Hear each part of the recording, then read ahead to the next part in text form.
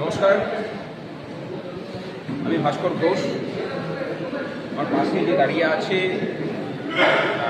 বলতে গেলে যদি বলতে হয় তাহলে মানে ও এই রাজ্যের শিক্ষিত যে জেনারেশন, অনেকে এখন জেনারেশন জেড বলছে না,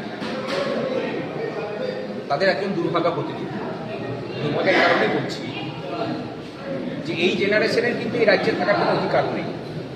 না আছে সরকারি চাকরি, শূন্য পদ যদিও আছে লক্ষ লক্ষ, কিন্তু সেখানে নিয়োগ করার কোনো মানসিকতা সরকারের নেই। সরকার নিয়োগ করবে কাকে না, তাদের কালীঘাটের বিভিন্ন কোম্পানি যাদেরকে টেন্ডার দিয়ে রেখেছে অস্থায়ীভাবে লোক ভাড়া করে নিয়ে আসার জন্য।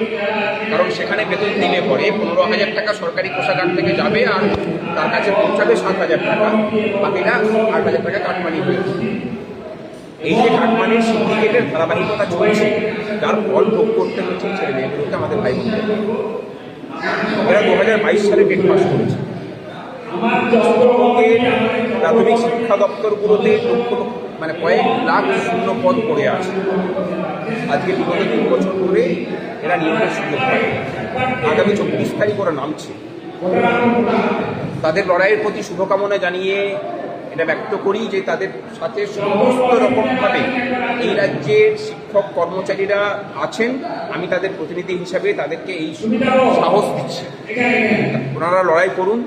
এবং রাজ্য সরকারের কাছে আবেদন করছি যে এদের নিয়োগ যাতে অতি দ্রুত হয়, তার জন্য উদ্যোগ গ্রহণ করুন। এই যে অমানবিকতা প্রত্যেকটা ডিপার্টমেন্টে আপনি চালিয়ে যাচ্ছেন মাননীয়, তার ফল এই রাজ্যের জেনারেশনের পর জেনারেশন ভোগ করছে, এবং আস্তে আস্তে এই রাজ্যটা বৃদ্ধাশ্রমে পরিণত হচ্ছে।